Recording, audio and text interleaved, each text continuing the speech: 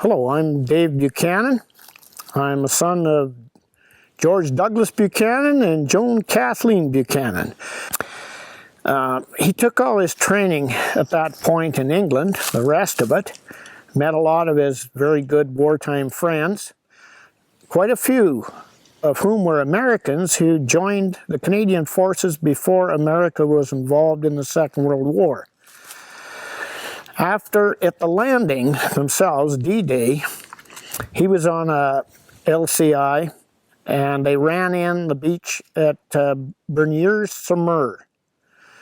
And my dad's stories, all his life, he had flashbacks to what he saw of men getting shot right in front of him, and on the beach, and the bodies and everything. As he always said, there was so much going on, you could hardly take it all in at once. But his memories of the Juno landings have stayed in his head up to, well, he died 2 years ago, and he was 93. And even as he got older and sicker, he still remembered what he saw there. So for possibly, he would have been in his 20s when he joined up, born in 1918. That stuck with him for the rest of his life. We knew something was coming. And then, of course, a day or so before, he called us up and told us what they expected. They expected 90% casualties on the thing. Is that what they told you? Yeah, that's what they told us. Just overall, through. Pretty soon you could see just the outline. It was the coast of France, and of course there was several fires going, and you couldn't tell too much because there was kind of a haze, and a lot of smoke. And anyway, the first ones went in on these suicide craft. There were LCA landing craft infantry, and they carry about 40 or 45 men, and two of a crew. They had the coxswain and a stoker that run the two V8, and they would make loaded about 7, 8 maybe. We'll say 7. They were just a death trap, and of course a whole lot of them went in there. They said 200. Now we were told 270, and about 250. One hit a mine out piece, and then the rest went in. And as soon as those ramps went down, they were in a machine gun fire. And there was about 40 or so out of that 250 that got in close, that made it in. Some of them were wounded. I would say put in 25 minutes, and we got the order. And of course, we were on that craft that would make about, I would say, they said about 20, a little over 21 knots. And that's about 23 miles an hour, and that's moving. And they're full out, And of course, as soon as the beaching stations, my job was in at the front on the starboard ramp, you see. And then there was another guy on the other side on the port ramp. But as soon as we hit the beach and go in, the ramps go down as down ramps. And two of our men, one on each side, go ashore with a grass line. And those grass lines they're made of a very strong stuff, but it floats. And that's when the troops start to come. Some of the water fairly high, could tip them up because they carry a lot of their arms up high. So they have to have something to keep themselves righted, feet down, you see. And of course, when we got in, there was some of them that were in the water and up to there. But there was waves going in and quite a bit of wind and broken cloud, but pretty heavy. It was going in, and still the tide seemed to be coming in. And what we were, as soon as they were all in, you can't stay in where we were for long. Once the ramps are down, you've got to come out, because even though the exhaust takes out, there's fumes in there. So we got up, and we were right up on the club forecastle. And we would be about level with the top of the seawall. And the seawall was cemented quite a bit, and then there was grass and sod all the way along on top of it.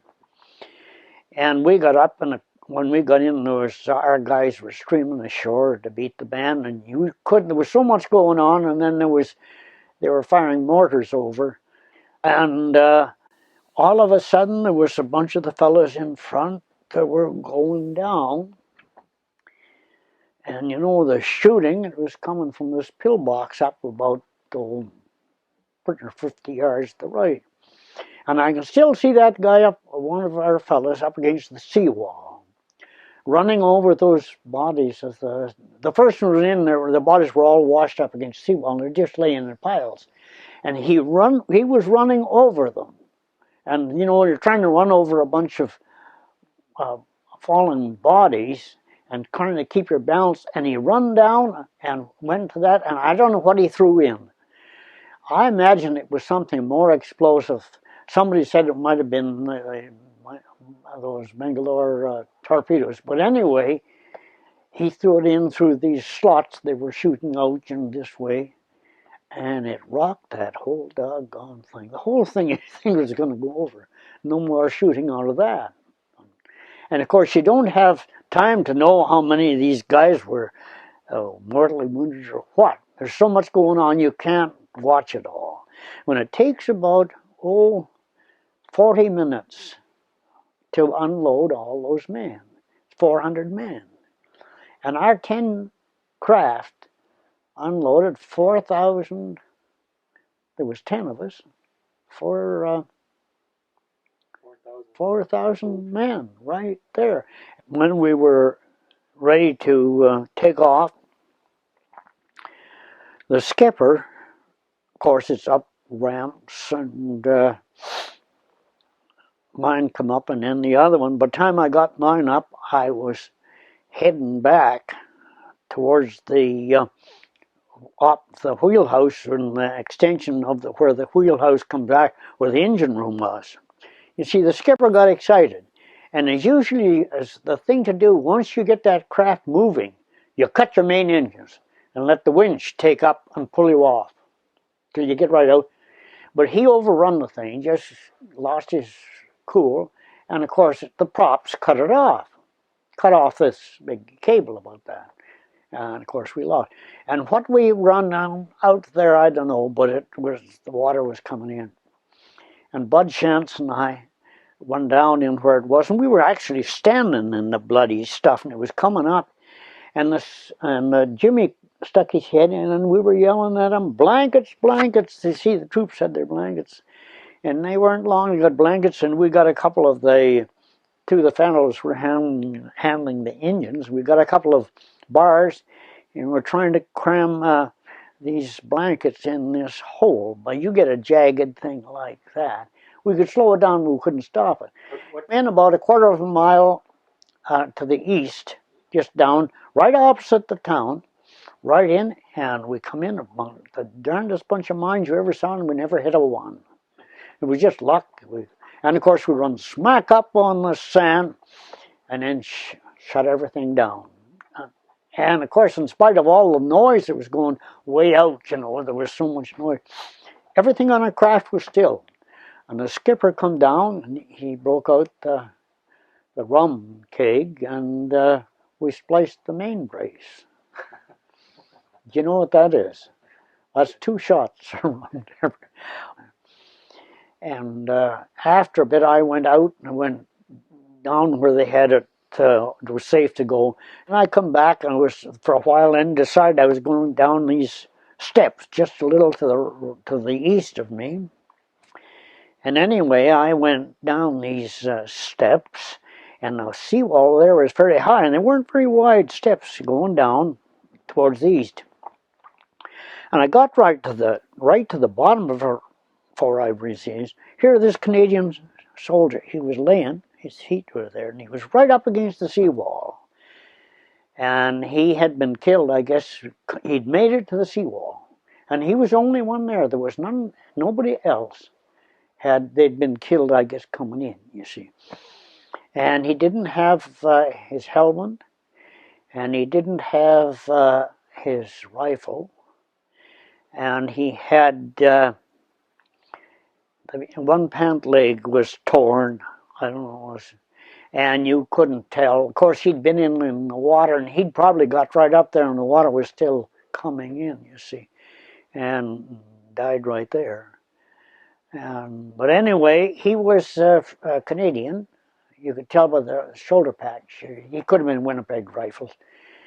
And but you see what a fight he had to get in there, And anyway, you get thinking you could almost imagine that you could see his parents back home, like his mother and dad. They'd be listening to the radio. They'll know what's going on. And then maybe a couple more, like a sister and a kid brother or something like that. This all goes through your mind. And then you imagine, you could almost hear them talking. And like if you hear, like this kid asking his dad, "Dad, you think Jimmy will be there?" "Dad, oh, I'll bet he's there." And of course, Jimmy was there, and all the other guys laying on the beach, they were all there.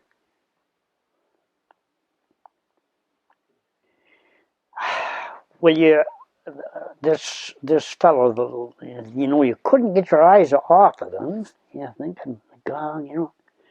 And but anyway, I thought, God, I'd like to just lift that guy up and hold him for a bit. But you couldn't do that, because all you could do was look down at it and cry about it.